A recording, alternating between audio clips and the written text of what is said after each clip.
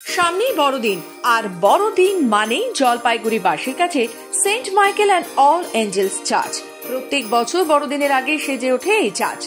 আজও তার জানালায় রোদের তাপ পড়লেই ইংরেজ আমলের স্মৃতিগুলো ভেসে ওঠে। মনে হয় যেন অতীতের চিহ্নেরা নিজেদের গল্প বলছে।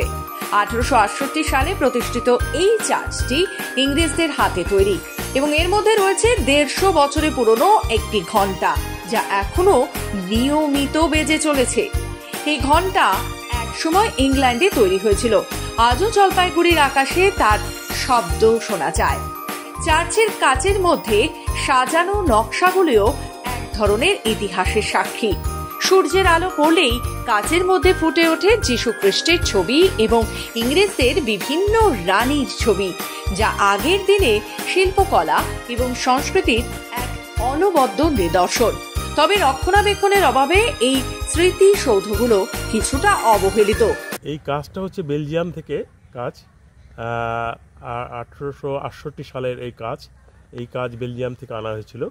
এই কাচের বিশেষত্ব হচ্ছে সূর্যের আলো যখন সূর্য ওঠে তখন এটা ফুটে ওঠে এবং সূর্য অস্ত গেলেই এটা চলে যায় এবং তখন অন্ধকারের কিছুই দেখা যায় না। এই কাজটা হচ্ছে এখন আর পাওয়া যাবে না, আমাদের সেই কাজ এখনও ধরে রেখেছি আমরা এবং এখনও পর্যন্ত সেটা ঠিকভাবেই আছে। এবং ঘন্টাটা হচ্ছে 1872 সালের ঘন্টা, ইংল্যান্ড থেকে এসেছিল। সেই ঘন্টা এখনও বাজে এবং প্রতি রোববার এই ঘন্টা বাজে এবং এই ঘন্টা বাজায় বিশেষত্ব হচ্ছে একটা হিন্দু পরিবার, বুধন সাহা, তার সেই বাজাতো।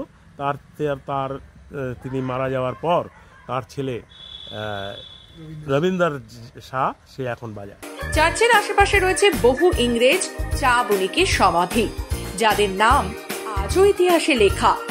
এই সমাধিগুলোর ওপর শ্যাওলা জমে গেছে, আর কিছু সমাধির ফলক যতটা সম্ভব তুলে সংরক্ষণ করা হয়েছে চার্চ কর্তৃপক্ষের তরফ থেকে।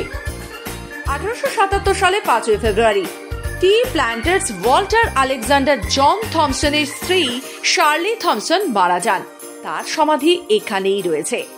যদিও এই স্মৃতিগুলো অতীতের গৌরবের কথা স্মরণ করিয়ে দেয়, ঐতিহাসিক এই স্মৃতিচিহ্নগুলির যথাযথ রক্ষণাবেক্ষণ প্রয়োজন, এমনটাই বক্তব্য জলপাইগুড়িবাসী সহ বিশিষ্ট মহলের একাংশের। ইংরেজ চা বণিকদের ইতিহাস এবং চার্চ প্রতিষ্ঠাতাদের স্মৃতির মূল্যায়ন এবং সংরক্ষণ করা খুবই জরুরি, যাতে আগামী প্রজন্ম এই ঐতিহ্য সম্পর্কে জানতে পারে বলে মনে করেন জলপাইগুড়িবাসীরা। জলপাইগুড়ি থেকে নিজস্ব প্রতিনিধি রিপোর্ট, খবর বাংলা।